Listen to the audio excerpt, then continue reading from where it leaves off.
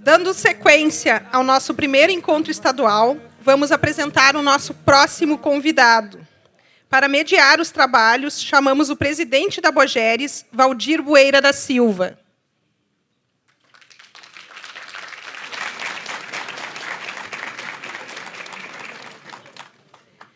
E também o sócio da COP Advogados, o Dr. Antônio Castro.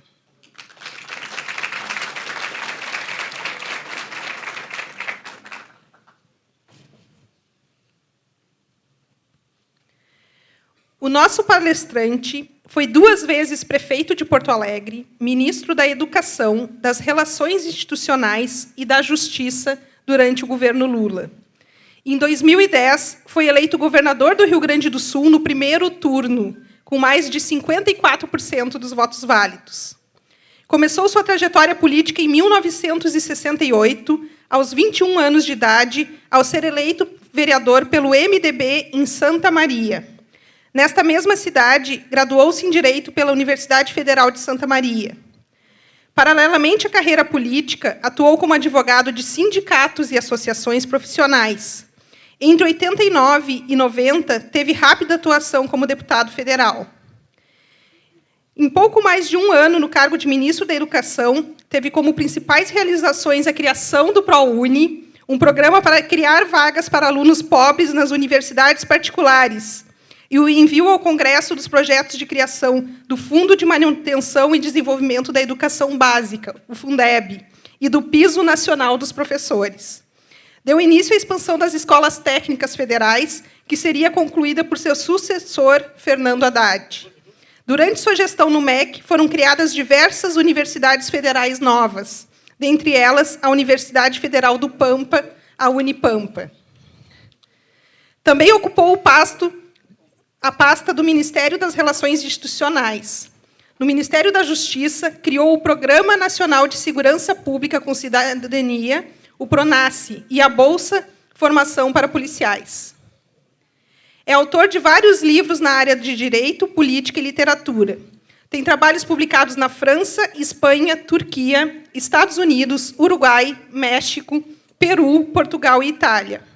É autor de 17 livros no Brasil, dentre eles Introdução à Crítica do Direito do Trabalho, em 1979, Contribuição à Crítica do Direito Coletivo do Trabalho, em 81, Direito Individual do Trabalho, em 85, Introdução Crítica ao Direito, em 88, Crise da Democracia, Direito, Democracia Direta e Neoliberalismo na Ordem Global, em 2002, Esquerda em Processo, 2004, e O Mundo Real Socialismo na Era Pós-Liberal, em 2008.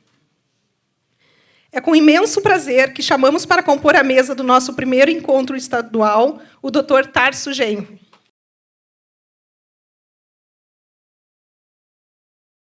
Muito obrigado por esse convite, que ele me honra muito. Me sinto perfeitamente em casa com meu companheiro Brito, aqui, ex-presidente da OAB, quando eu era ministro da Justiça, o Antônio Castro, meu querido amigo e colega, tem muitas discussões, combates, e fracassos e vitórias, né, ao longo da nossa vida, né, Castrinho? E é o nosso presidente do sindicato, que é uma pessoa que eu tenho na minha memória como uma referência extraordinária.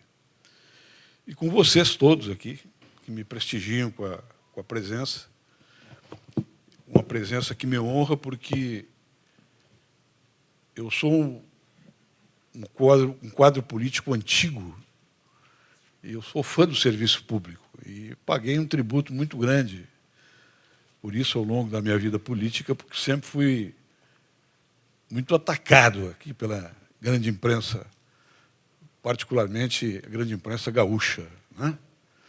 Que, quando eu saí do governo do Estado, fez várias observações a respeito de que, com as correções salariais que eu dei para os servidores do Estado, que eles conquistaram na sua luta, no seu processo negocial, eu tinha quebrado o Estado, né?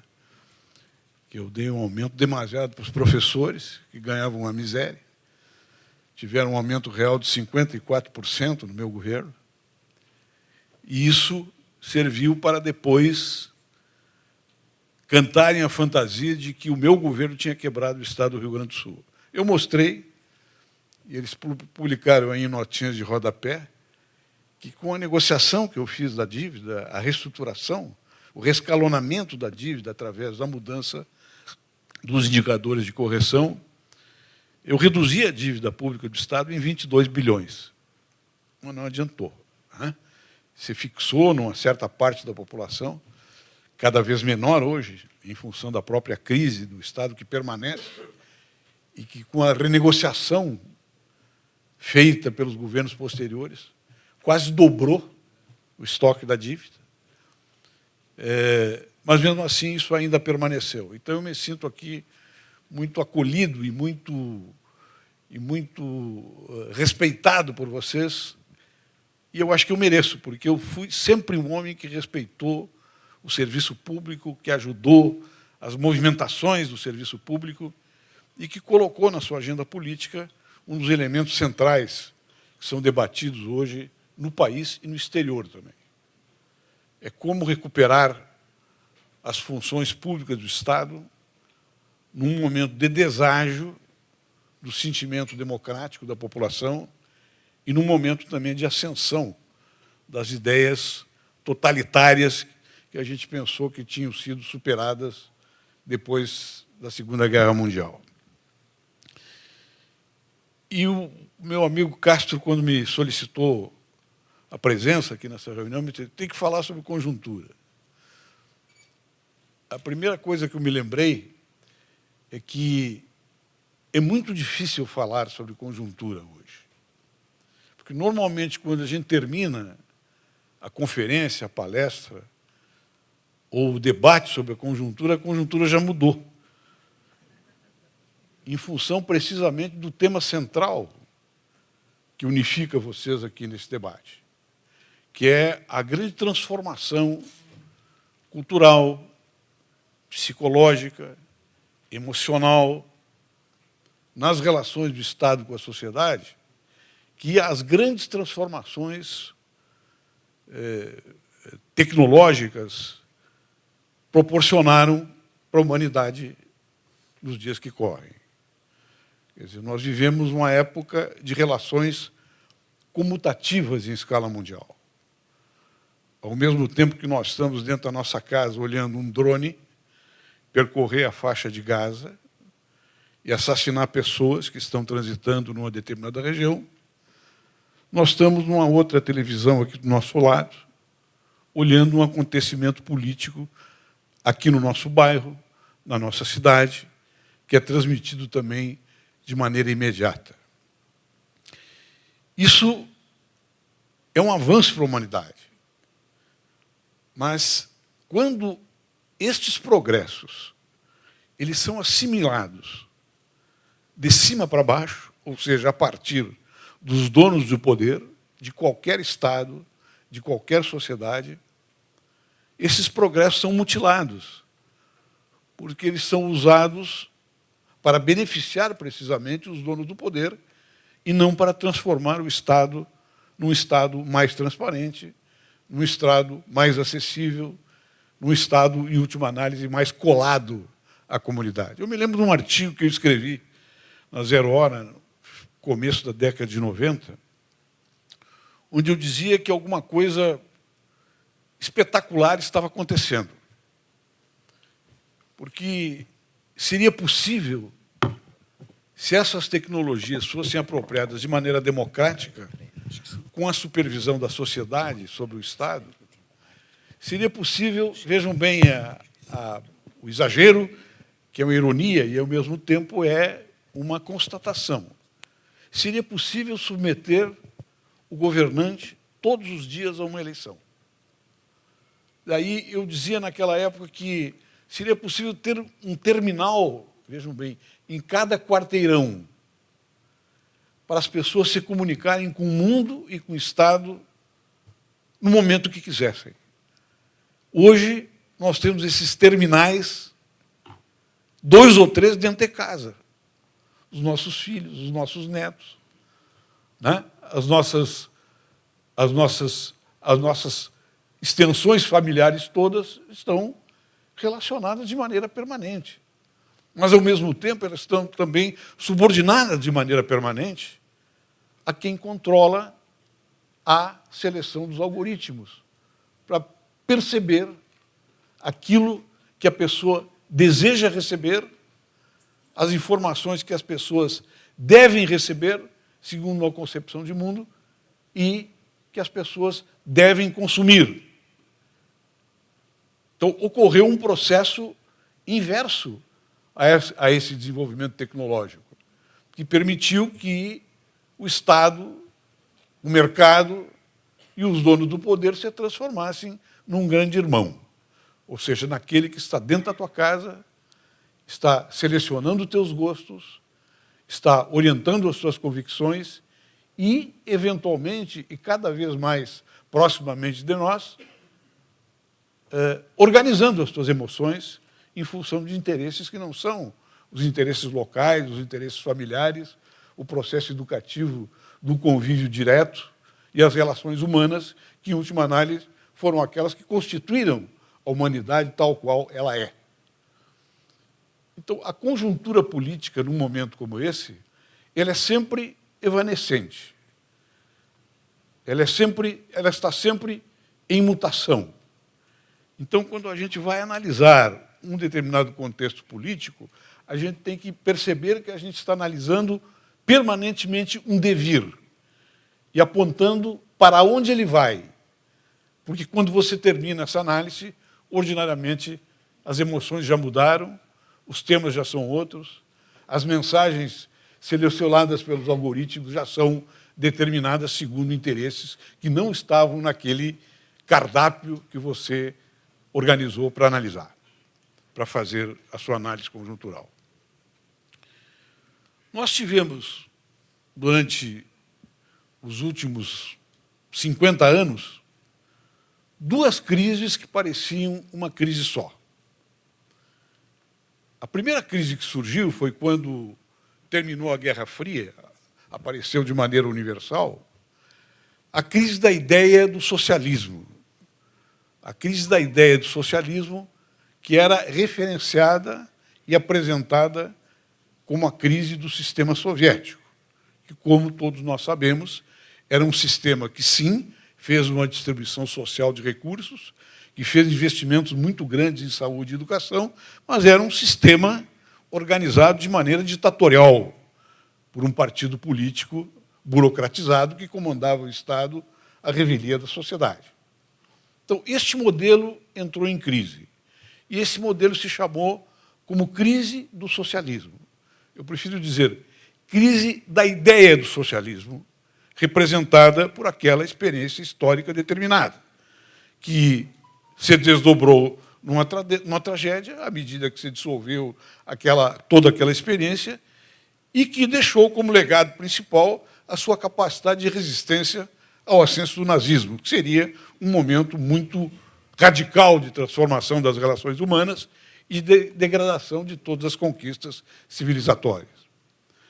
Mas vinha por dentro e ao lado desta crise, também por dentro, porque não havia democracia nem republicanismo nesta situação, uma outra crise, que é a crise que permanece, e que é, em última análise, o que nos persegue, ao mesmo tempo nos afaga, nos comove e determina as diversas formas de militância hoje que se apresentam no panorama democrático, que é a crise de uma outra ideia, a crise da ideia concreta de democracia. Por quê? Porque, se é verdade que a ideia socialista foi destruída com a destruição, né, daquele modelo autoritário que representou a esperança de milhões de pessoas num determinado momento, a ideia da democracia ela vem sendo corroída em todos os níveis, por dentro. Vem sendo corroída nas suas instituições, vem sendo corroída pela redução das funções públicas do Estado, vem sendo corroída por um estranhamento permanente da sociedade civil com o Estado e um estranhamento permanente do cidadão comum com as suas instituições. Hoje, nós temos muitos movimentos políticos espalhados em todo o mundo, na América Latina, na Europa, surpreendentemente nos países mais desenvolvidos da Europa, que dizem que a democracia liberal terminou. Mas não é, na verdade, a democracia liberal que eles estão dizendo que terminou.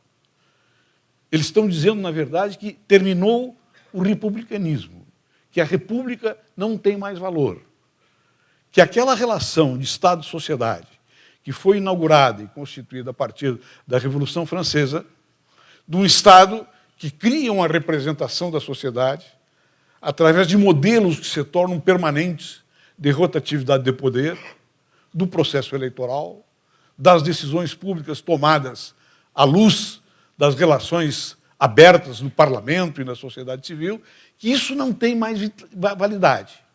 Que isso não tem mais validade. Então, eles dizem, na verdade, quando eles dizem que a democracia liberal terminou, eles querem dizer que a república não funciona mais. E que se a república não funciona mais, se a participação popular no processo eleitoral, se as manifestações diretas de participação que a sociedade civil faz no Estado, ela não é mais acolhida, esse Estado não tem mais serventia. E esse Estado tem que ser substituído por um outro tipo de direção direta, não representativa, que, em última análise, vai solucionar todos os problemas. Eu vou dar um exemplo a respeito desta situação, desta ramificação mundial desses conceitos, a partir do conceito de segurança pública. Eu sempre adverti os meus companheiros de luta e de participação política, de todos os partidos, porque eu, embora seja um homem de partido, e tenho orgulho disso, eu sempre tive relações universais no campo democrático, seja com que facções ideológicas fossem, porque eu achava, inclusive, que nenhum partido poderia ter o monopólio da verdade. Então, eu dizia para esses companheiros, ele dizia, o presidente Bolsonaro, o candidato Bolsonaro, na oportunidade, não tem projeto de segurança pública. E eu dizia, o presidente Bolsonaro é o único candidato que apresenta um projeto de segurança pública claro e que cala intensamente na consciência das massas. Não, mas qual é o projeto? Não, enquanto os demais candidatos apresentam projetos complexos que combinam segurança com direitos humanos, combinam segurança pública no sentido abstrato com o afetamento de relações entre a comunidade e o sistema de segurança, o Bolsonaro tem uma resposta: matar. O projeto de segurança que ele apresentou para a sociedade era um projeto que dizia que as pessoas que desviavam, na sua visão, as pessoas que desviavam da conduta, que se desviavam e se chocavam com a lei, teriam que ser mortas. Uma concepção miliciana de segurança pública que cala imediatamente naquelas populações da periferia que são acossadas todos os dias pelo crime organizado e que querem uma resposta imediata. É claro que isso é uma resposta da barbárie, mas isso é uma resposta da barbárie que tem reflexo na consciência média da cidadania, porque aquelas pessoas estão desesperadas, elas estão subordinadas a uma série de pressões, a uma série de violência nas comunidades que elas moram, que, em última análise, elas querem uma resposta imediata. E essa era a resposta imediata. E aí está a chave da organização miliciana, de caráter corrupto, obviamente, e também de caráter fascista, que se espalha hoje em todas as grandes regiões metropolitanas. E que começa, evidentemente, a ser respondida. E essa resposta é uma resposta que tem que ser feita através de um grande projeto de segurança pública nacional que envolva uma série de fatores, que vai desde a defesa dos direitos das pessoas, do funcionamento correto do Poder Judiciário e da capacidade de aproximação da polícia. A polícia de proximidade, numa relação comunitária do sistema policial, particularmente com essas populações atingidas. Essa disputa sobre a segurança pública aqui no nosso país, ela ainda não começou no governo atual do presidente Lula. É claro que todo o aparato público de segurança e dos projetos anteriores que foram desenvolvidos na época do Fernando Henrique, na época do governo Lula, em particular, eles foram sucateados. Foram sucateados e foram supervalorizados aqueles contingentes policiais que estavam destinados a aplicar relações de força e, por dentro dessas relações de força, cometer, por exemplo, essa série de delitos que estão sendo cometidos hoje na periferia da Grande São Paulo. Este é um debate fundamental para a conjuntura atual, que, se não for respondido de maneira adequada, pode fazer qualquer governo perder a capacidade de resposta para outras grandes questões chaves do país. Eu baseio esta minha análise de conjuntura, esta visão de conjuntura, em dois conceitos que foram desenvolvidos em tempos diferentes. Um é um conceito que o Fiore, José Luiz Fiore, desenvolveu ainda na década de 80, 84, 85, quando ele diz, num livro publicado naquela época, o seguinte, ele formula o seguinte, é um livro dele e da Maria Conceição Tavares.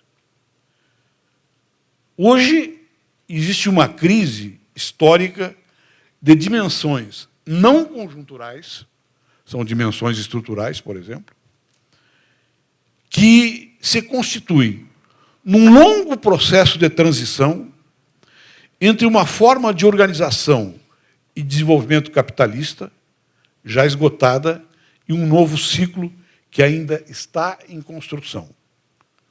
Então, o Fiore constata, nesta época, que existe um vazio histórico de resposta do campo democrático e social, do campo socialista, do campo republicano, seja o que for, para responder a essa crise estrutural. Naquele momento, ocorria uma série de transformações capitalistas em escala mundial, ensejados e empurrados por essas transformações tecnológicas, mas também conceitualmente tratados pelas elites financeiras, pelos ricos do mundo, como um instrumento de oportunidade, um elemento de oportunidade de substituir, por exemplo, a participação da política de caráter presencial por relações de informação e de formação da opinião através do controle desses meios de sugestão, de sujeição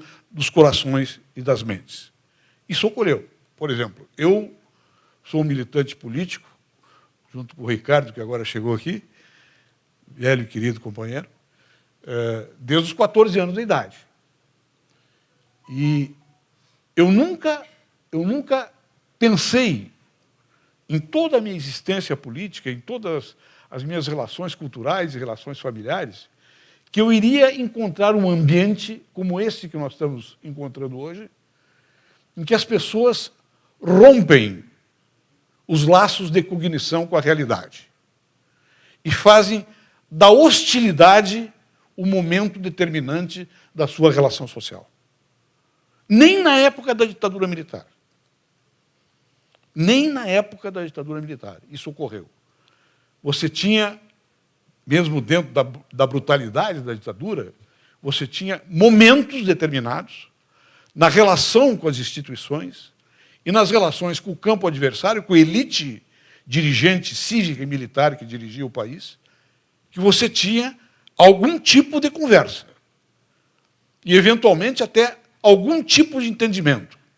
Vejam, por exemplo, o nosso presidente da OAB, à época, Raimundo Fauro, né, que era um homem, um weberiano, centrista, e centrista com uma visão, inclusive, de direita, de determinados temas nacionais, que se torna um homem progressista, republicano, democrático, que ele já era, né, instintivamente, que vai conversar com o presidente Geisel. E diz ao presidente Geisel que é insuportável essa situação. E que depois, né, começa a ser reconhecida pelo próprio Estado, não pela conversa, evidentemente, com o Fauro, mas pela primeira e pela segunda crise do petróleo, para reorganizar a economia e, necessariamente, reorganizar a política no país e valorizar determinados quadros civis para fazerem a abertura controlada que foi feita. e que resultou num processo de anistia inverso. Porque a anistia foi feita aqui no Brasil para consagrar a não punição dos torturadores.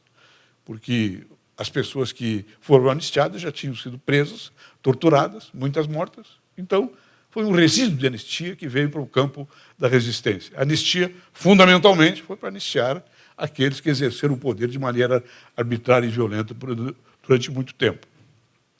Mas a própria lei de anistia foi, sim, uma mensagem de diálogo que foi feito naquele momento pelo presidente Figueiredo. Diálogo para uma conciliação que perdoasse e que amarrasse historicamente no fundo do poço, escondido todos aqueles que cometeram as barbáries. Mas foi uma necessidade do regime estabelecer esse diálogo. Hoje, isto não é mais possível, porque a direita conservadora, neoliberal, tradicional e oligárquica foi substituída em escala social bastante clara e bastante diferenciada, foi substituída por uma ideologia que rompe as relações de diálogo e de cognição também. Eu não sei se vocês chegaram a ver uma conversa do José Geraldo Souza Júnior, nosso companheiro jurista da Universidade de Brasília, quando ele conversa com uma deputada ultra-bolsonarista e ultradireitista. Nessa conversa, o José Geraldo, que é reconhecido mundialmente como um grande jurista, diz: fica difícil para mim conversar com a senhora, porque a senhora dispensa a cognição. E como a senhora dispensa a cognição, a senhora só fala consigo mesma. Então, eu não quero lhe ofender, ele disse, mas é impossível nós estabelecermos um diálogo desta maneira. A senhora fica, então, com as suas ideias e eu fico com as minhas. E daí colocou o que ele disse, mas disse para ela que não ia responder as questões que ela estava colocando. Qual foi a reação dela? Ela não entendeu o que era a cognição. E respondeu dizendo que tinha sido ofendida, que este professor veio aqui, com a sua sabedoria, humilhar a Câmara Federal através da minha pessoa, porque ele está me ofendendo, porque eu não entendi o que ela disse, ela reconheceu, porque ela não sabia o que era a cognição. Então, este problema que eu estou apresentando através desse exemplo singular, é um problema que percorre hoje todas as camadas sociais.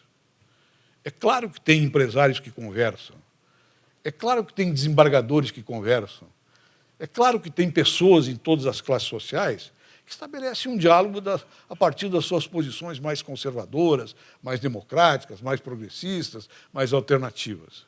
Mas tem um núcleo duro hoje na política mundial e brasileira, não só na política brasileira, que não dialoga mais e que aposta na destruição da República. E essa questão da destruição da República é a questão que está relacionada com a destruição da democracia liberal e com a sua incapacidade de se renovar. Vejamos, por exemplo, a transição que ocorreu do governo Bolsonaro para o governo Lula, e entrando na conjuntura nacional de maneira mais imediata. O governo do presidente Lula, que veio de uma eleição muito apertada, muito difícil, mostrou que a sociedade brasileira estava dividida não somente entre duas visões da política, da democracia e da república. Estava dividida entre duas visões a respeito da humanidade. Isso se cravou de maneira absolutamente clara aqui no Brasil. O Brasil é uma potência econômica, uma potência política, latino-americana e mundial, que pode desenhar um conjunto de relações internacionais novas, com a sua capacidade, o seu estoque de riqueza que tem, com a sua capacidade intelectual, das suas elites acadêmicas, das suas elites políticas. Elites, eu estou falando aqui como pessoas com capacidade de elaboração e de gestão, não no sentido econômico, com as suas elites empresariais. Tem capacidade de criar um exemplo de reversão deste espírito fascista que preside grande parte da política mundial em ascenso hoje. Em Portugal, na Espanha, na Alemanha e na Itália. Principalmente esses países de democracias mais modernas, mais desenvolvidas, que passaram por cataclismos políticos e militares durante todo o século passado e que aperfeiçoaram determinadas relações democráticas.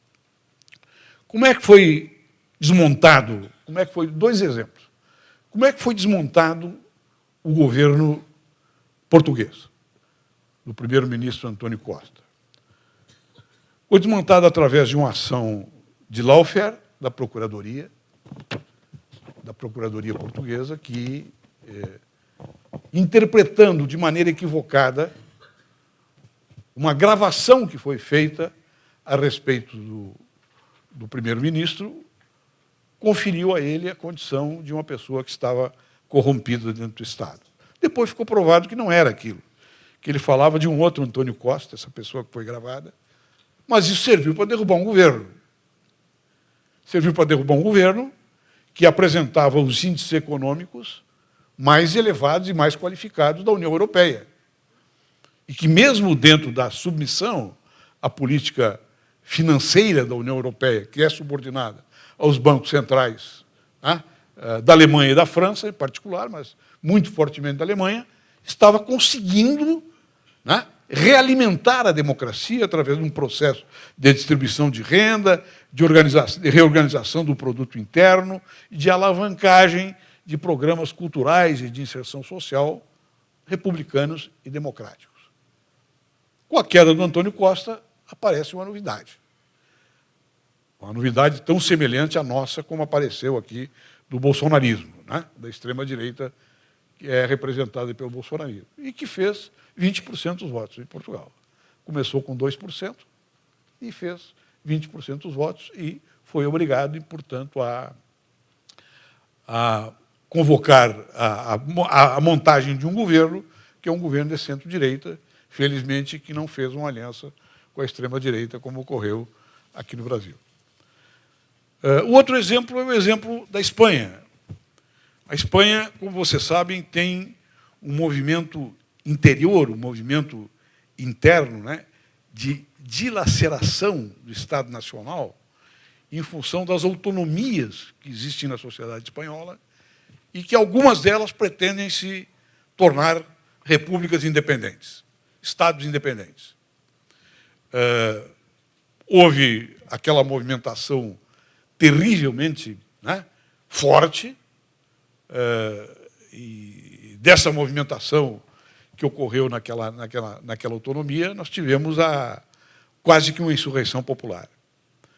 O primeiro-ministro, o presidente de governo, Pedro Sánchez, começou a negociar e estabilizar novamente as relações políticas, fazendo uma série de movimentos, inclusive de acordo com a Assembleia Nacional, com a maioria da Assembleia Nacional, para fazer reinar um estado de paz novamente nesta região, cuja capital é uma das cidades mais importantes da Espanha, né, que provavelmente é a cidade mais rica da Espanha, que me falha a memória nesse momento.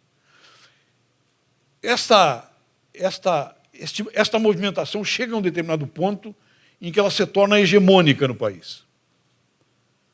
E esta hegemonia é, de repente, abalada, porque a Suprema Corte é suscitada por setores da extrema-direita a classificar aqueles movimentos de autonomia nacional como movimentos terroristas e, portanto, levando o seu líder, Puigdemont, o nome dele, para responder um processo por terrorismo. Para quê? Para desarticular a paz social necessária para que o Estado continuasse um Estado unitário, aberto ao diálogo e fazendo concertações estratégicas com as autonomias nacionais.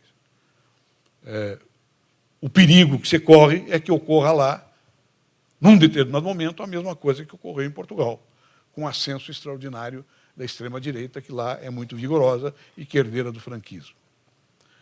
Qual a nossa situação aqui no Brasil em relação a isso? Eu acho que tem 3 elementos fundamentais que estão sendo bem tratados aqui no Brasil.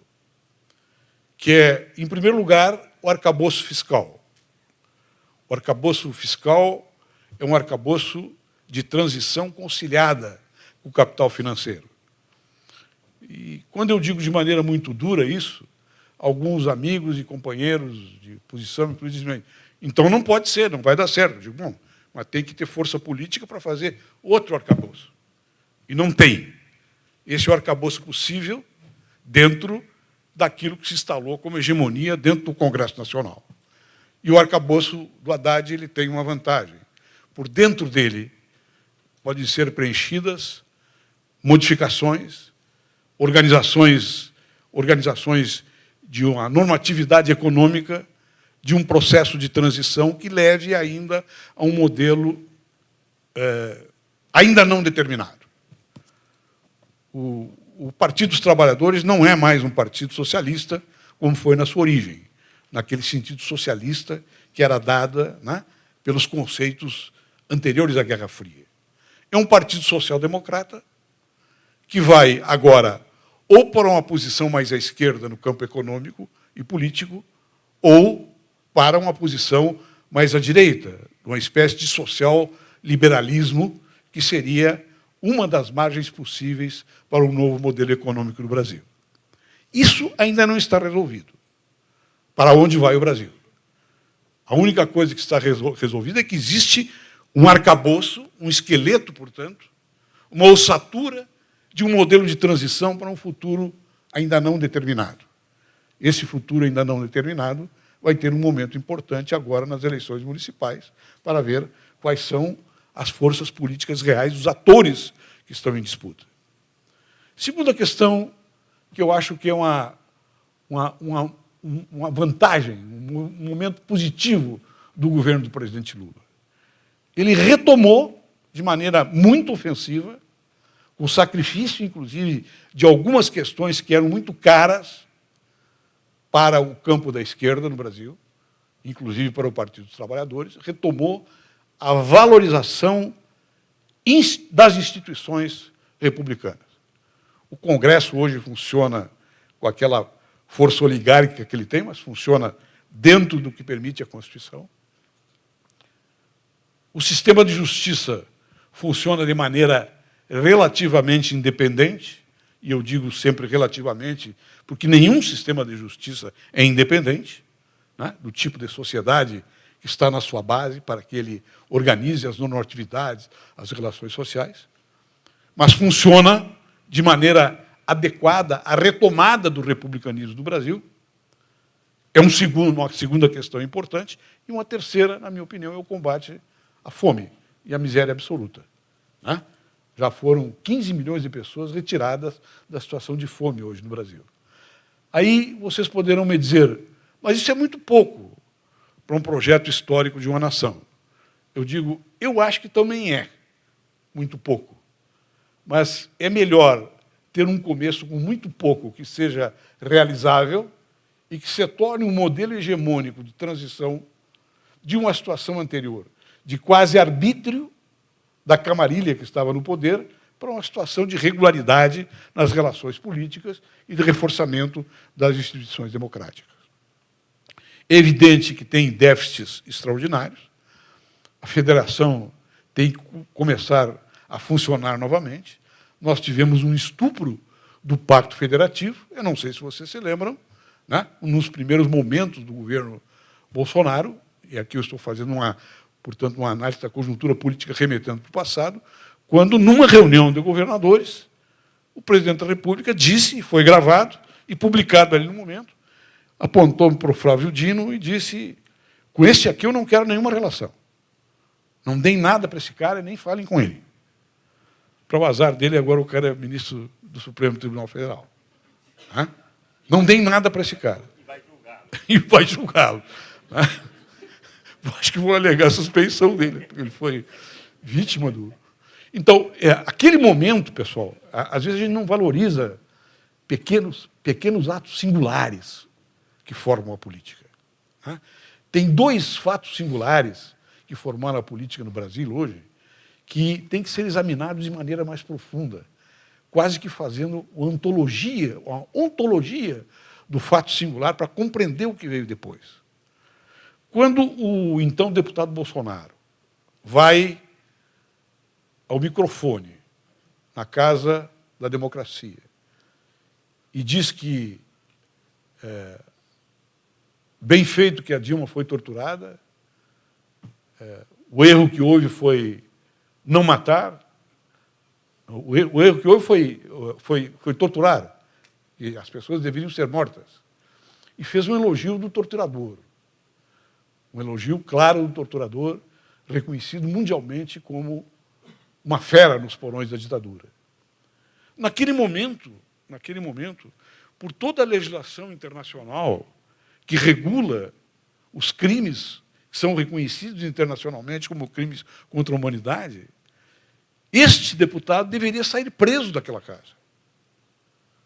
Deveria ser decretada a prisão em flagrante dele. Claro que depois ia soltar para levar para a própria Câmara ou Congresso julgar. Mas ele deveria ser preso. E ele foi aplaudido pela metade do Congresso, pela maioria do Congresso, e por grande parte do povo brasileiro. Então, é um momento chave de destruição dos valores do convívio democrático, do respeito humano que se deve às pessoas, da comiseração perante a dor dos outros, que forma o tecido fundamental da subjetividade democrática. E depois tem outros fatos, como aquele fato que, já como candidato, ele pega uma metralhadora, atira para cima e diz, né, que isso aqui é o que vai responder à petezada. Né? Então, são alguns momentos assim que têm um caráter fundante do espírito que presidem as relações humanas e as relações sociais, que são destrutivas do ethos democrático. Isso aí, o Bolsonaro fez de maneira genial e perdura até hoje. Tem pessoas que não estabelecem uma relação dialógica com a realidade.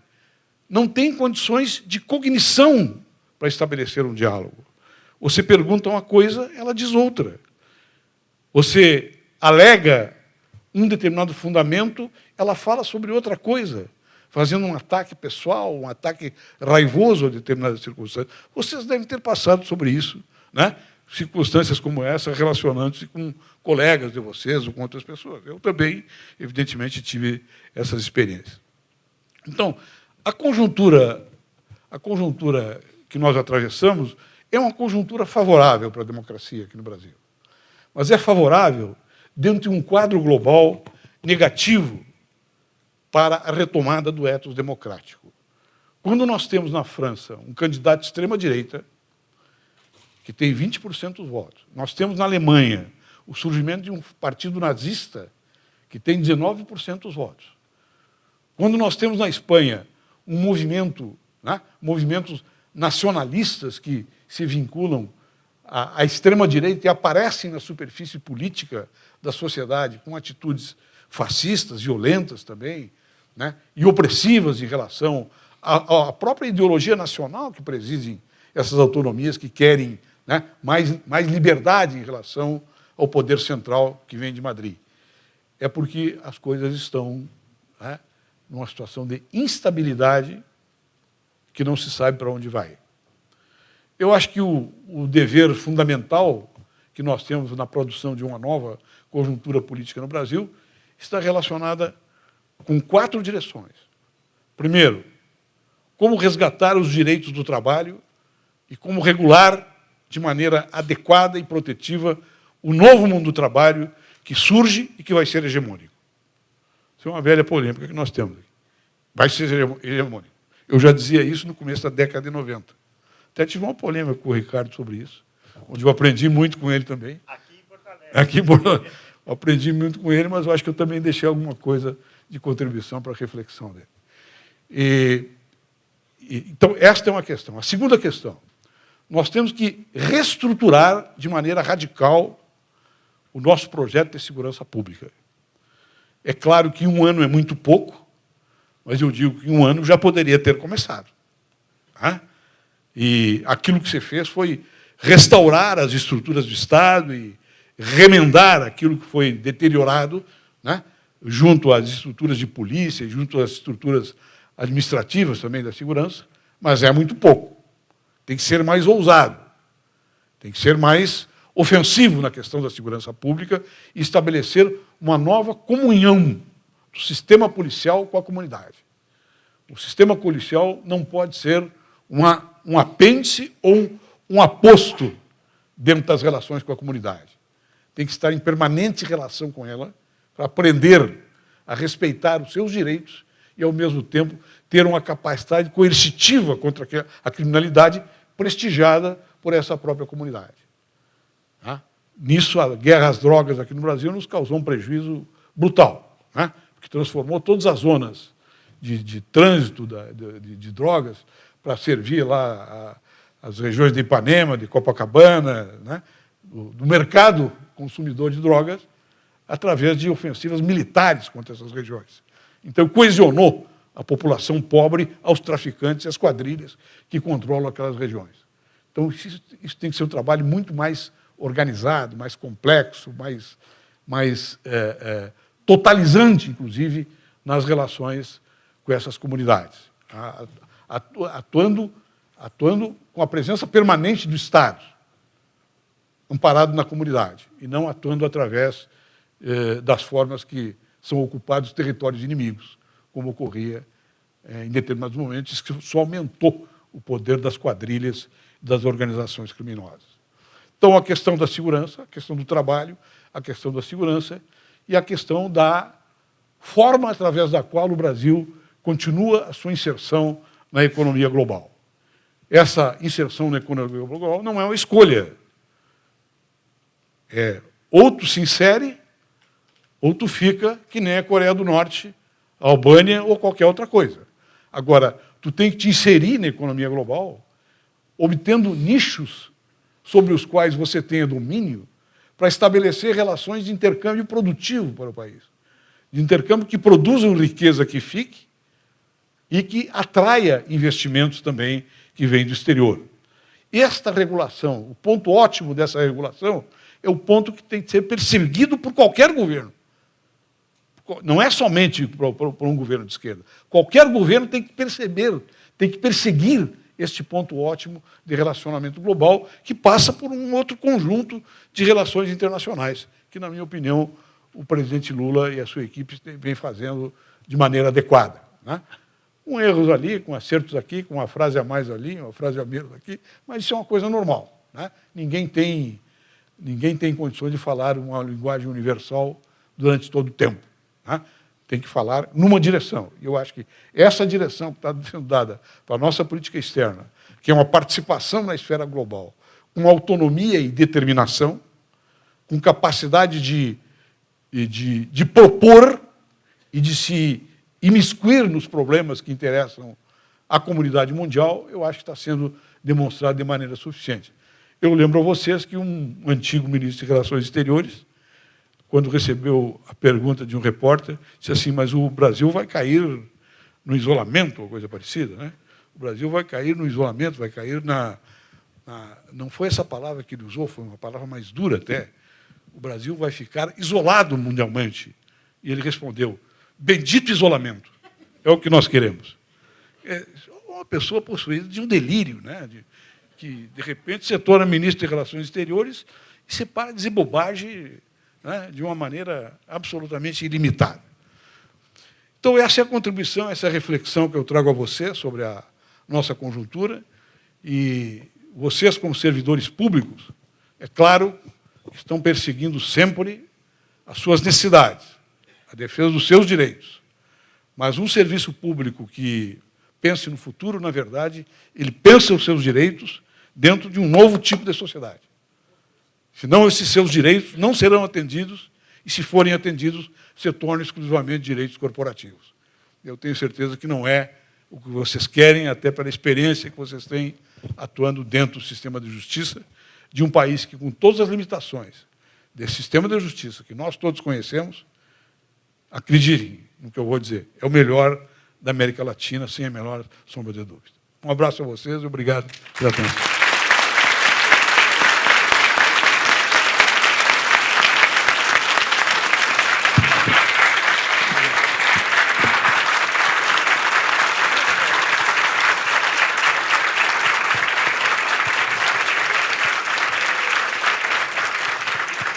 Obrigado, Tarso, pela brilhante explanação, excelente análise de conjuntura para nos situarmos nesse contexto em que vivemos e, claro que, dentro dele, o tema do nosso encontro estadual desta sexta e sábado. Eu quero consultar o doutor Castro se ele tem alguma consideração a fazer. Depois a gente vai abrir um bloco de 5 inscrições, a Helena vai pegar os crachás e vai passar aqui para mim, eu, na ordem, vou chamar as pessoas para fazer o questionamento ao doutor Tarso, aqui do púlpito, porque a gente está gravando esse encontro e depois vai editar o vídeo para a gente usar nas nossas mídias da Abogeres. Doutor Castro. Para acelerar esse debate no nosso tema, quer dizer, acho que a única observação que eu tenho que fazer essa maravilhosa palestra do Tarso é mostrar justamente a conexão entre as novas tecnologias e a própria democracia. Né?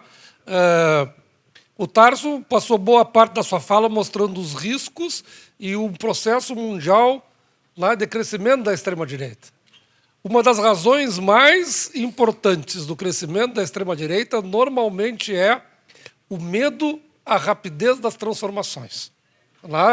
As pessoas se trancam, não reconhecem o mundo, têm medo do que acontece, do que vai acontecer no mundo e se voltam para os salvadores que prometem, normalmente sem nenhum fundamento, e não cumprem, prometem trancar o desenvolvimento. Então, a questão da regulação das novas tecnologias, ela está diretamente vinculada à garantia da democracia. E ela pode ser, entretanto, e esse é o mais assustador de tudo, a tecnologia ela pode ser, ao mesmo tempo, um fator de democracia e pode ser um fator de sufocar a democracia. A mesma tecnologia permite, dependendo de sua regulação, o mesmo uso. Se a gente for pegar, for lá ver a história da Califórnia dos anos 90, quando surge, daí tu vai ver as declarações do Steve Jobs, dos homens que criaram a Google, eles discursavam para um mundo utópico, democrático, todos teriam acessos. Hoje, essas empresas que eles criaram são 3 ou 4 monstros que manipulam eleições. Quer dizer, o Facebook já foi condenado por manipular o plebiscito do Brexit na Inglaterra, está comprovado que o Facebook manipulou. Aqueles homens que criaram, foram pesquisar em nome da utopia democrática, na verdade, hoje, controlam mega empresas que estão sequestrando o ideal democrático. Então, só para lembrar isso, a inteligência artificial e o nosso debate tem tudo a ver com a democracia. Perfeito, doutor Castro. Enquanto a Helena está fazendo ali as inscrições para os questionamentos, eu quero com muita alegria anunciar que já está entre nós o nosso painelista das 14 horas, o professor Ricardo Antunes, da Unicamp, a quem eu peço uma calorosa salva de palmas. Professor Ricardo, muito obrigado por aceitar o convite da Abogeres. Obrigado, professor. Helena, já temos condições? Então tá. Me passa os crachás, por favor, que eu já vou chamar as pessoas. Começa por mim, então, eu não poderia deixar passar essa oportunidade, Tarso, de te perguntar, porque tu és, acima de tudo, te vejo sempre como um advogado trabalhista que passou diversos anos da tua carreira defendendo nós, trabalhadores. Nós, não sei se tu sabe, claro que tu sabe, que nós já conversamos sobre isso. Por vezes, Tarso, nós dirigentes sindicais, nós chegávamos nos fóruns, né, Claudemir? E dizia, nós estamos aqui representando os trabalhadores do judiciário, eu sou o Valdir, oficial de justiça, o Claudemir, oficial de justiça, e as pessoas diziam assim, o quê? Trabalhador? Não, nós somos servidores do judiciário. Isso, mas qual é a diferença se nós também vendemos 30 dias de trabalho para o Tribunal de Justiça, para o Estado? Então, para ver como que a gente evolui nessa sociedade através da conceituação também. E tu acompanhou isso tudo, porque é um advogado que sempre esteve do lado dos trabalhadores. Eu queria te perguntar, Tarso, não é novidade isso que eu vou perguntar, mas nos últimos tempos tem se acentuado sobremaneira a religião na política. As bancadas religiosas, a bancada da Bíblia, a impressão que eu tenho, não sei se todos pensam igual, é que eles não têm uma pauta para defender. Não há uma pauta do agronegócio, uma pauta dos trabalhadores, do empresariado, dos banqueiros. Eles estão lá para fazer esse discurso, muitas vezes, um discurso assim fascista, um discurso fundamentalista, e ocupam cada vez mais espaço na nossa sociedade. Nós vimos, Tarso e Castro e demais, que em países em que essa mistura aconteceu, os resultados foram muito ruins para a sociedade. Então, eu te pergunto, o que tu acha dessa assunção cada vez maior das bancadas religiosas? Eu não falo aqui de uma religião ou de outra, eu falo das bancadas religiosas. E também gostaria também que tu fizesse um comentário acerca, Tarso, da correlação de forças que os trabalhadores, e nós somos trabalhadores do serviço público, têm hoje no Congresso Nacional, seja no Senado, seja na Câmara Federal. Qual é a correlação de força? E aí eu te pergunto isso porque eu quero, e todos nós temos uma grande dúvida que paira diretamente na nossa cabeça, que é a malfadada reforma administrativa, que está na boca de todo mundo, inclusive do agronegócio e dos banqueiros e dos empresários. Eles querem a reforma administrativa. Eles têm um desejo da reforma administrativa. E essa proposta que está em Brasília, e que volta e meia o Arthur Lira, não sei se para chantagear o governo, para agradar alguém, diz, olha, está pronta para ser votada. Daqui a pouco a gente coloca essa reforma no plenário. E aí o governo cede alguma coisa aqui, outra colar, já levaram quase tudo da Caixa Federal, né? Quase todas as diretorias, muitas vezes chantageando com isso. E para a gente evitar essa reforma administrativa, nós precisamos de voto do Congresso. E aí eu te pergunto qual é a correlação de força que a gente tem lá. Eu quero ainda chamar aqui para fazer questionamento o Edemar Reis.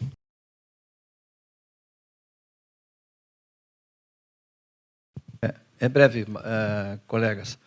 Doutor Tarso, o Valdir me roubou a pergunta, eu ia questionar também a questão, mas eu vou ser bem objetivo.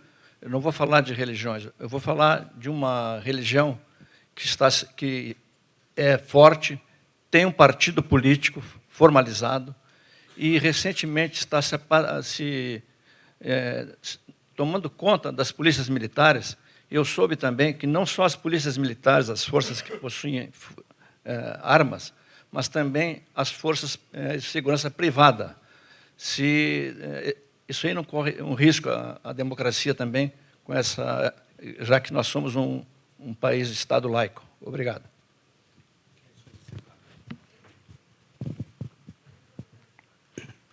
Eu vou responder assim de maneira muito sintética, né, para poder escutar também o que as pessoas têm a dizer e deixar elementos para reflexão, porque tem questões que eu não tenho, sinceramente, resposta. Não tenho condição de responder de maneira integral. Mas eu acho que essas questões todas estão colocadas dentro do fim de um ciclo de um outro que já começou e que não tem destinação dos sujeitos pensantes para o que você quer desse próximo ciclo. Nós estamos no fim da sociedade industrial clássica e entrando num outro tipo de sociedade que as tecnologias e a inteligência artificial têm uma importância muito maior. Né? Isso aí, vamos dizer assim, reduz a influência da subjetividade humana espontânea e também científica, organizada dentro desses processos. O que se condensa na inteligência artificial são números que vêm de pesquisas e que distribuem informação, conceitos e opiniões e bens do mercado ofertam bens do mercado de acordo com aquilo que já está armazenado lá. Então, isso é uma destruição da vida comum. Poderia ser uma destruição benigna? Sim. Se organizasse uma outra vida comum. Vamos ver hipoteticamente, por exemplo. Hoje, a humanidade já criou condições para acabar com a carência, com essas novas tecnologias, novas formas de produção. Só que isso foi apropriado por um grupo muito restrito de pessoas, grupos e setores de classe, das classes dominantes mundiais, que transformam isso num instrumento de opressão e de sujeição. Né? Hoje, ninguém precisava passar fome na humanidade. Não precisava, porque tem condições científicas, organizativas do processo produtivo, de distribuição, de produção, de reinvenção do próprio sistema de distribuição de alimentos, que ninguém precisa passar fome. Mas a fome continua aumentando. Né? Por quê? Porque todo o excedente desses recursos que vem dessas novas tecnologias e novas formas produtivas são absorvidas no topo. No topo. Já tem estudos estatísticos que são feitos por economistas suíços, se eu não me engano, né, que mostram que hoje, em torno de 1,2% ou 1,3% da população dominam mais de 50% da riqueza mundial. Né? Ou seja, aumentou muito a riqueza do mundo, mas foi mais concentrada. Né? E que cria mais poder, que cria mais influência.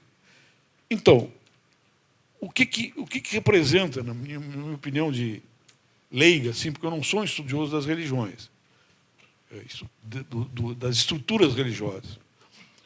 O que me parece é que as pessoas comuns encontram nas religiões, nessas novas religiões, que eu chamo de religiões do dinheiro, eu não estou falando aqui das religiões evangélicas normais, históricas, que tem aí, que todo mundo conhece.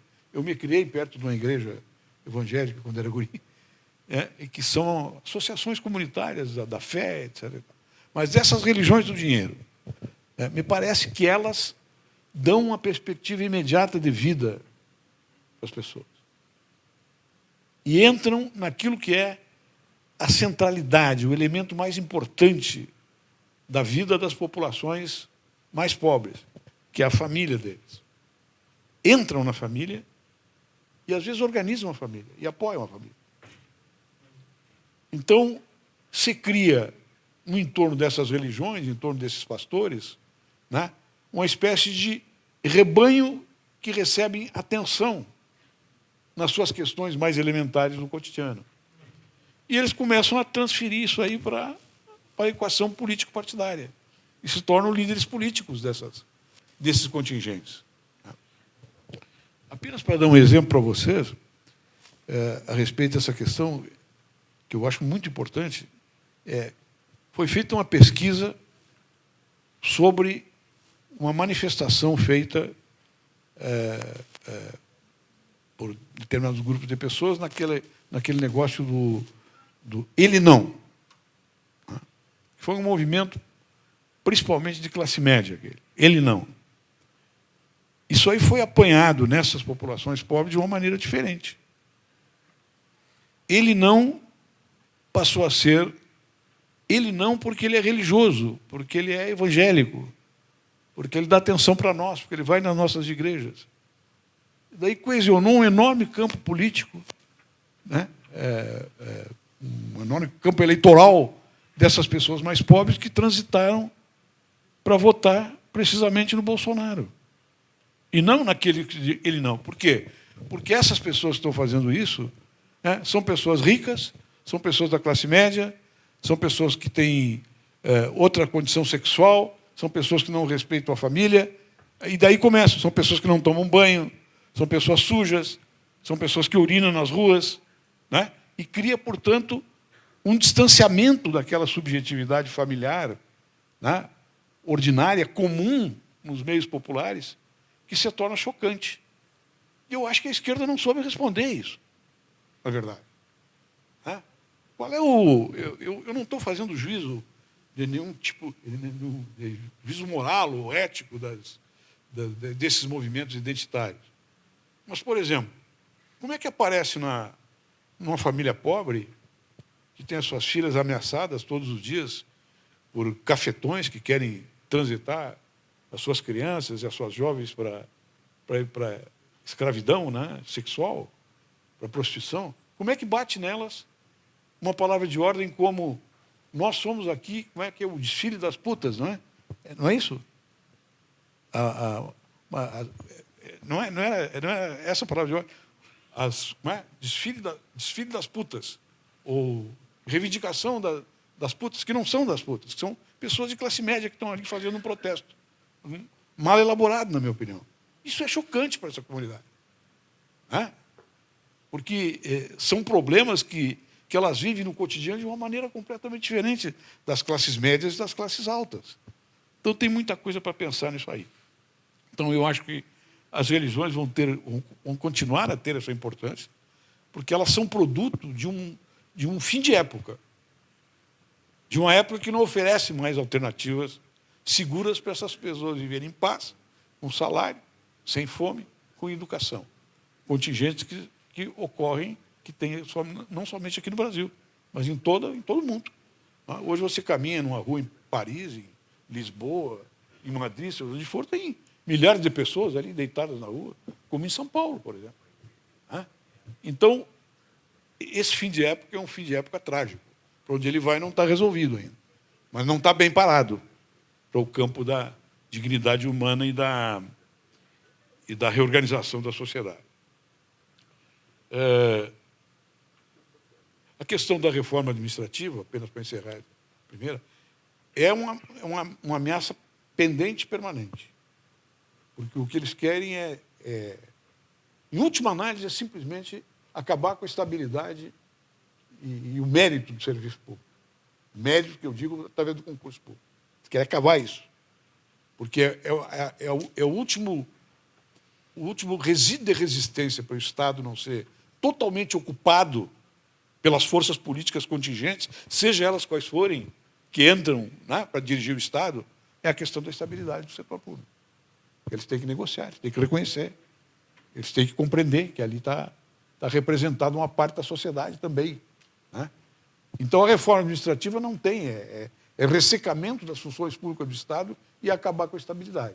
Por isso que o Lira toda hora apresenta, olha que eu vou votar. Aí larga mais um troco para não votar. E assim vai indo. Né? É brutalmente lamentável isso, mas é a realidade que não se vive. Obrigado, Tarso. Vou chamar, então, agora o Claudemir Oliveira para fazer o seu questionamento.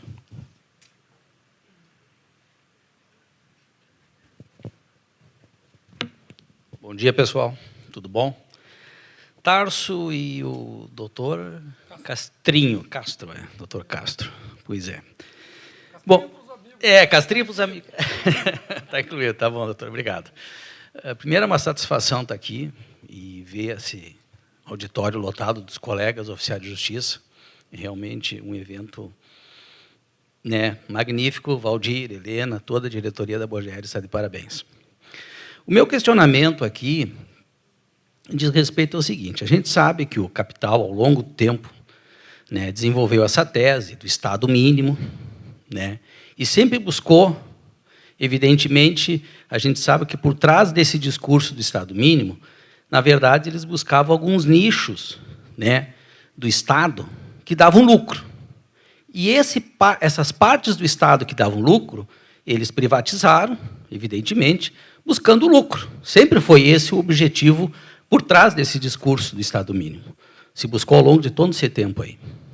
Pois bem, o capital nunca está saciado. Ele sempre quer mais, sempre quer mais. E eu vejo agora que essa fome do capital chegou no judiciário, com esse processo da desjudicialização, essa palavra enorme que vem criando aí. E ele está abrindo a possibilidade, que agora a gente já está se discutindo aí, o cumprimento dos mandados de busca e apreensão pelos extrajudiciais, e que parece que não vai ficar só nisso. Possivelmente, os outros processos de execução civil serão também repassados, sei lá, uma expressão certa, para ser cumprido por esses cartórios extrajudiciais. Né? Evidentemente, veja bem, busca e apreensão e os processos cíveis, que são os que dão lucro. evidentemente deixando com o judiciário o quê? Processo criminal, processo de família e tudo aquela... Ou seja, é bem exatamente como o capital pensa. Socializa o que dá lucro, né? E mantém para o Estado o que dá prejuízo. E aí eu queria ouvir do Dr. Castro e do Tarso Genro sobre essa nova fase aí que está chegando, essa nova fase do capitalismo que está chegando às portas do judiciário. Obrigado. Valeu, Claudemir. Eu vou começar então com o Castro.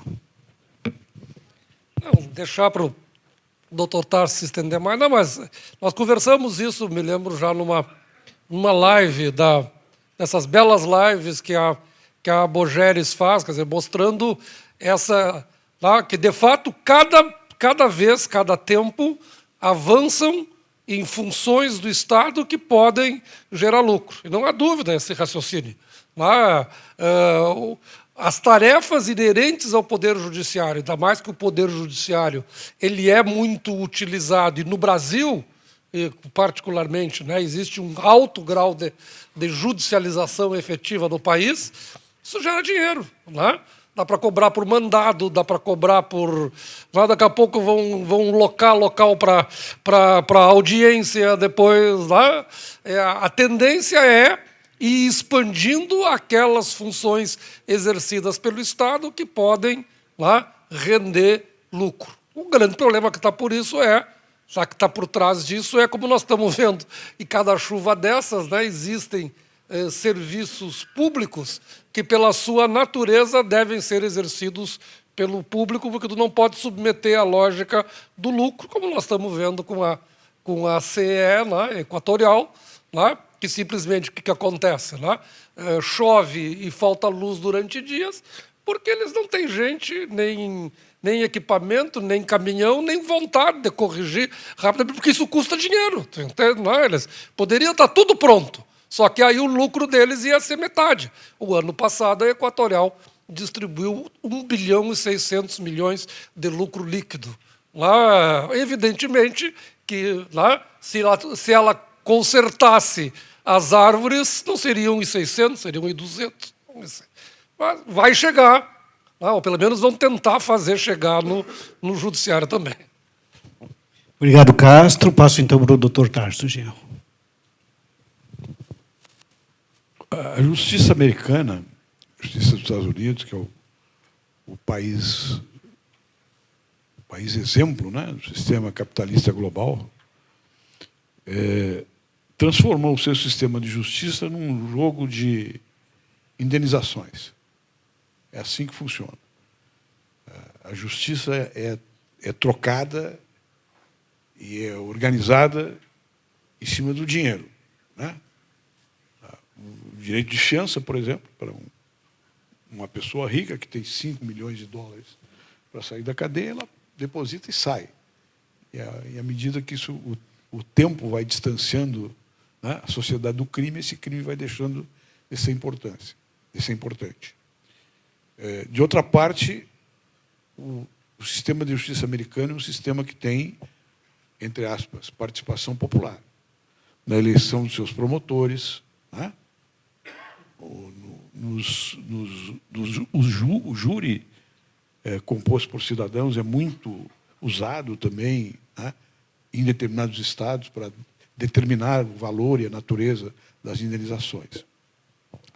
Mas é um sistema do capitalismo maduro que reproduz esse sistema de acumulação e que chega ao ponto de permitir que um presidente da República, que planeja e orienta um golpe de Estado, volte a se apresentar como candidato a presidente novamente.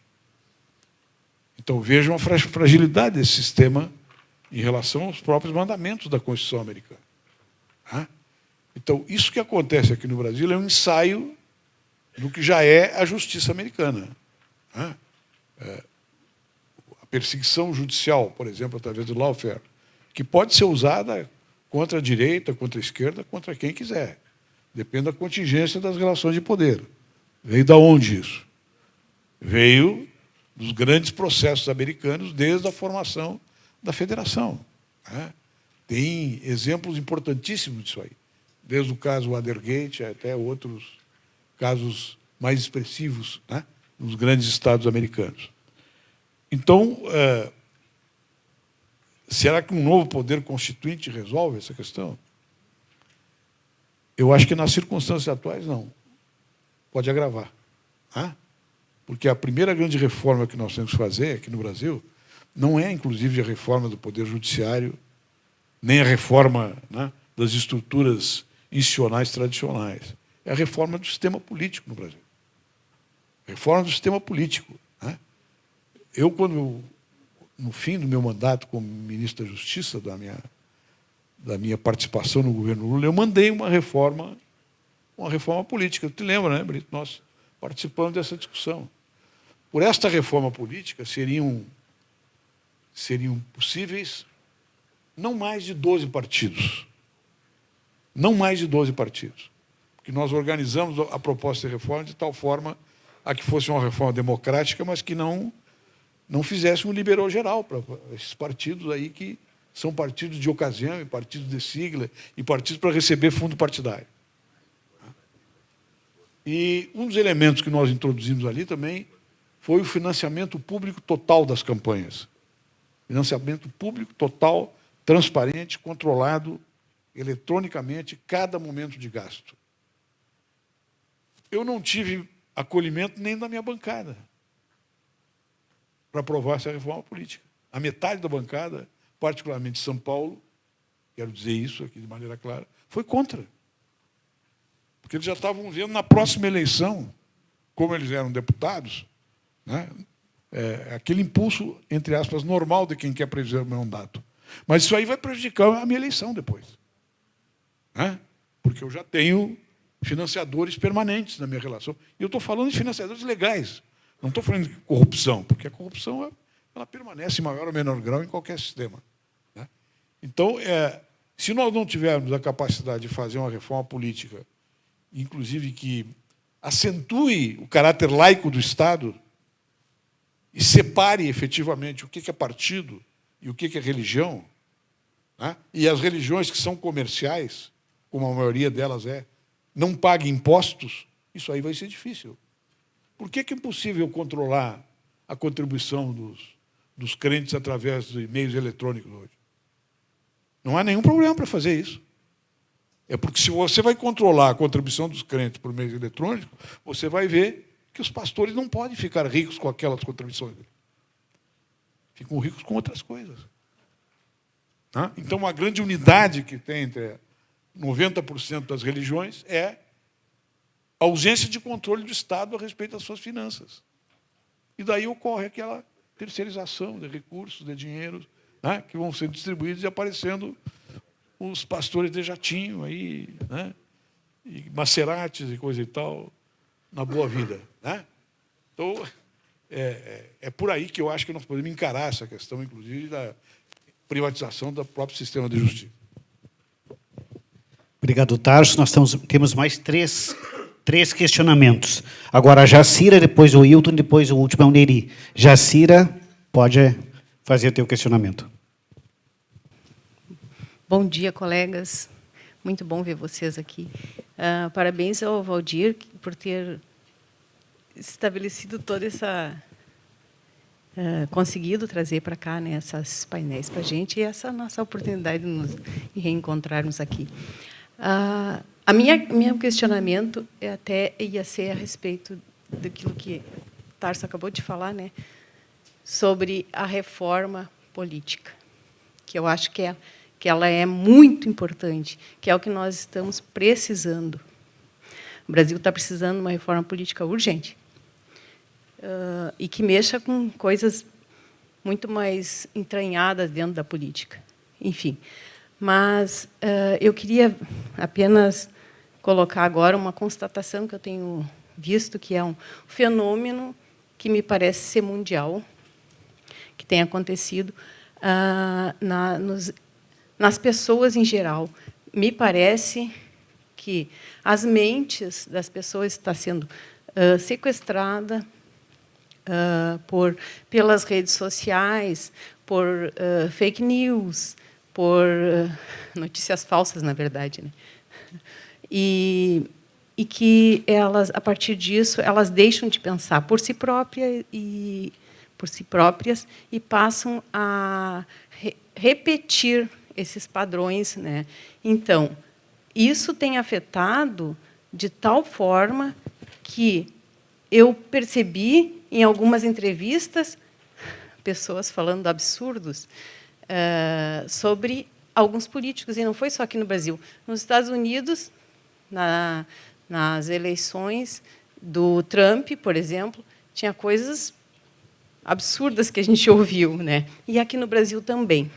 Então, como se pode lidar com esse tipo de coisa nesse país do jeito que está, em que não é apenas a rede social que sequestra, também dentro das religiões, né? Não preciso também, que até já foi comentado aqui sobre isso, né? Mas é a minha preocupação nesse momento. Perfeito. Obrigada. Eu consulto o Tarso, como tu já falou sobre esse tema, que a Jacira mesmo abordou, eu consulto se eu posso já passar o Hilton, e aí tu, se tiver complemento, já complementa. O Hilton.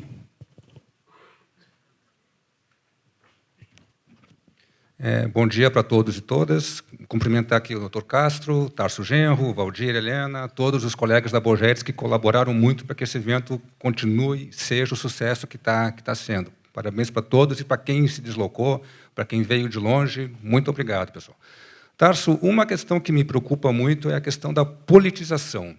Para mim, mais importante do que ganhar uma eleição é politizar o debate, politizar o povo, politizar quem vai participar ativamente do jogo político. E muito se vê uma questão do senso comum, que existe muita radicalização no país, que o país está radicalizado, que está dividido, que isso é um dos entraves para o nosso avanço político e social. Inclusive, ontem, conversando com um colega Augusto, eu dizia que, no meu entendimento, a radicalização é uma coisa boa, e eu até vou um pouco mais longe. Digo que, de todo esse processo destrutivo que nós passamos, para mim, o melhor é a radicalização, que, inevitavelmente, ela acaba trazendo uma maior politização de todo mundo que participa. Eu quero saber se, na sua opinião, Tarso, é possível entender que a radicalização é uma coisa boa, nesse sentido de aumentar a politização, e esse caminho pode ser melhor, pode trazer algum resultado útil, efetivo para a politização geral do povo brasileiro? Obrigado, Tarso. Perfeito, obrigado, Hilton. Passo, então, ao Tarso.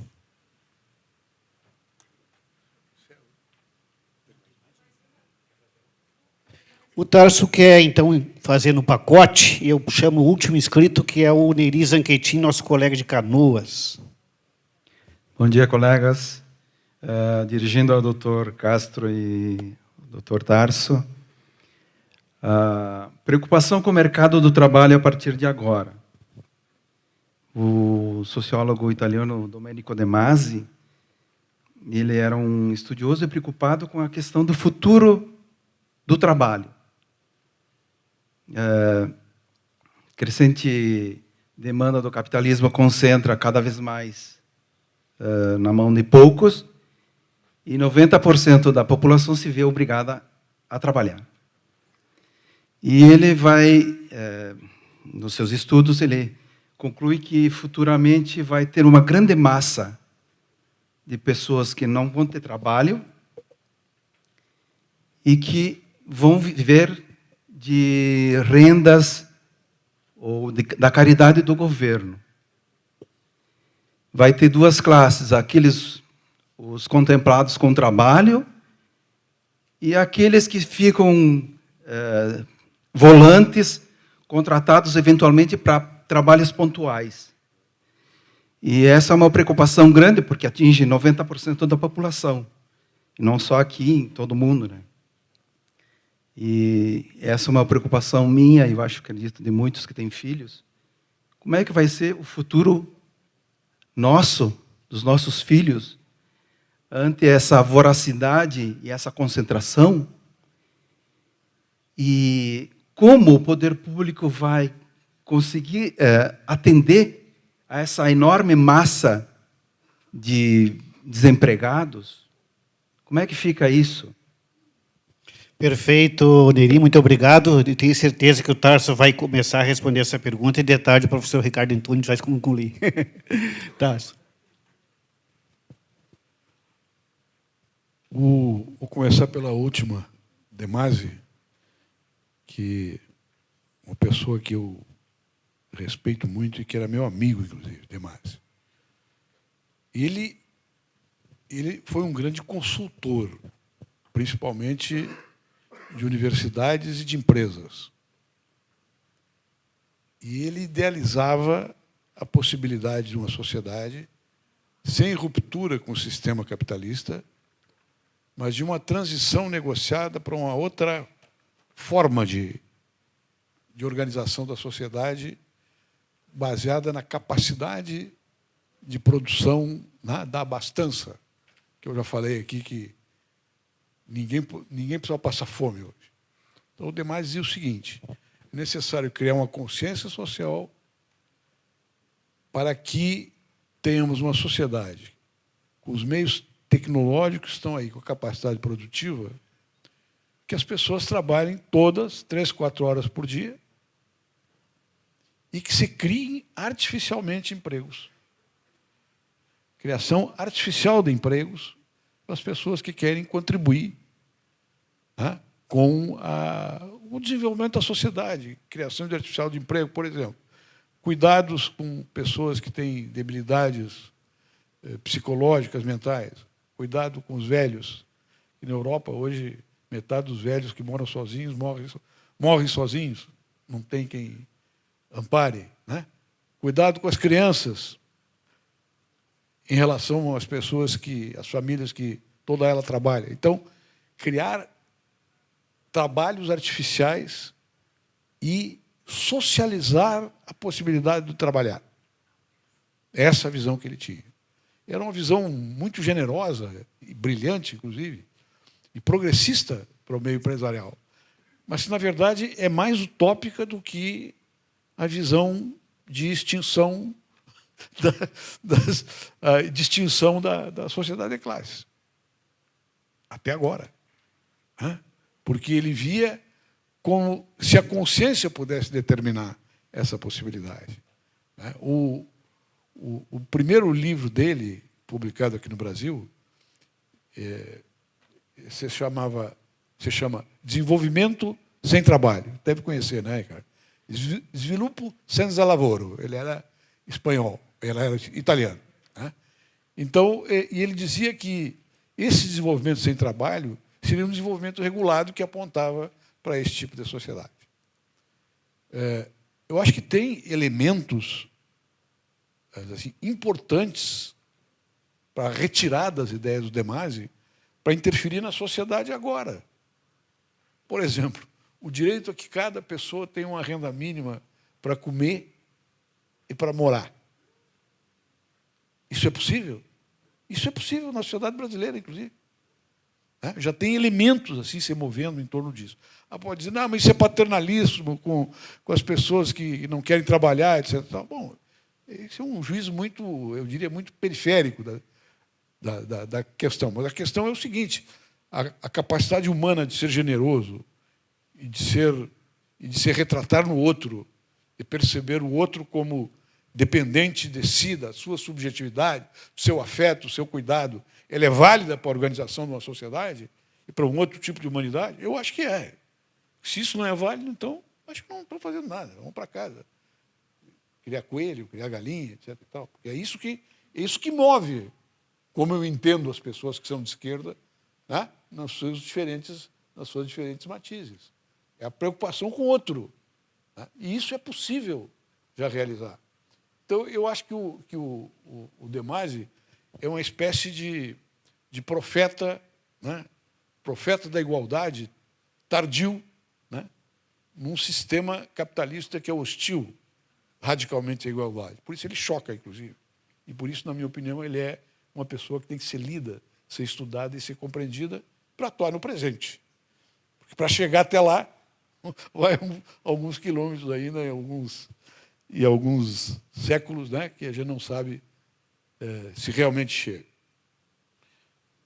A questão da radicalização, abordada aqui, foi o Hildo que abordou, eu acho que... De onde é que vem essa palavra, radicalização? Ela vem de um conceito predominantemente marxista. Só que a partir de uma versão filosófica que não corresponde à simples radicalização na relação entre grupos e indivíduos. Ser radical é tomar as coisas pela raiz, dos Marx. E vai mais longe. E para o homem, a raiz é o próprio homem. Ou seja, é introduzir nas relações humanas e nas relações sociais, nas relações políticas, nas relações culturais, a negação, a afirmação da identidade pela diferença. Quando eu reconheço o outro, eu estou reconhecendo um diferente. Então, para o homem, a raiz é o próprio homem. A partir desse conceito é que se move toda a equação filosófica marxista, da filosofia política marxista, que vai para a ideia de socialismo.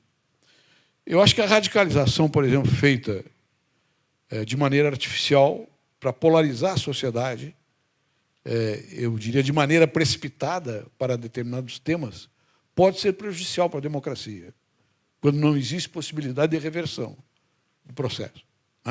Por exemplo, eu acho, tenho alguns textos publicados sobre isso, que a grande disputa hoje em relação ao futuro não é pela demarcação. Não é pela demarcação. É a disputa pela hegemonia.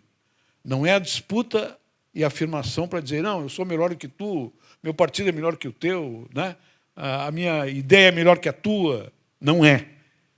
Isso aí podia ser válido e foi válido durante um certo grande período do século passado. Hoje, você tem que hegemonizar.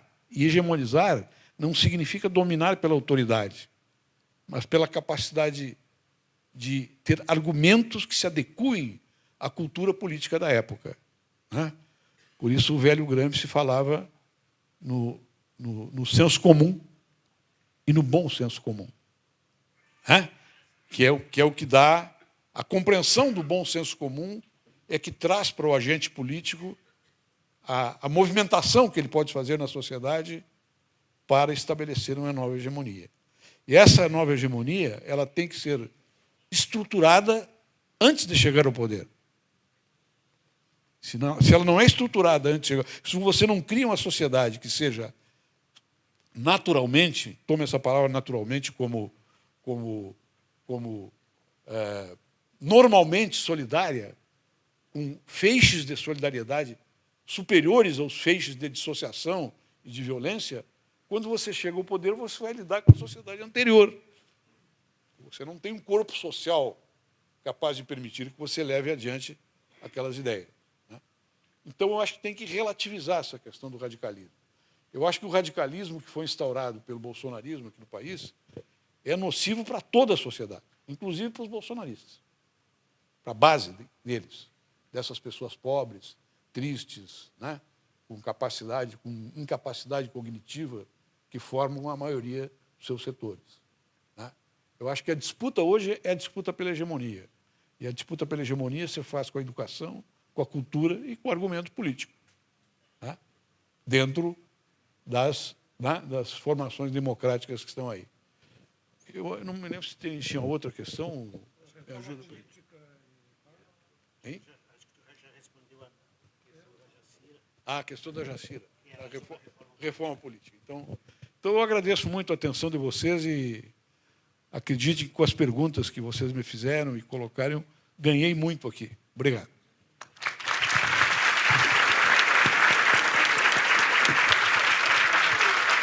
Quero passar para o doutor Castro também fazer as suas considerações finais. Não, só vou me despedir, adiantado da hora. Acho que foi fascinante o discurso e a nossa discussão. Vamos esperar para poder ver o doutor Ricardo Antunes de tarde, que vai ser sensacional. Perfeito. Antes de encerrarmos e desfazermos a mesa, eu quero anunciar novamente que está conosco aqui também o doutor César Brito, da César Brito Advogados Associados, de Brasília, que vai estar conosco na mesa das 16h30 com o Sérgio Amadeu. Uma salva de palmas, doutor César Brito. Obrigado pela presença.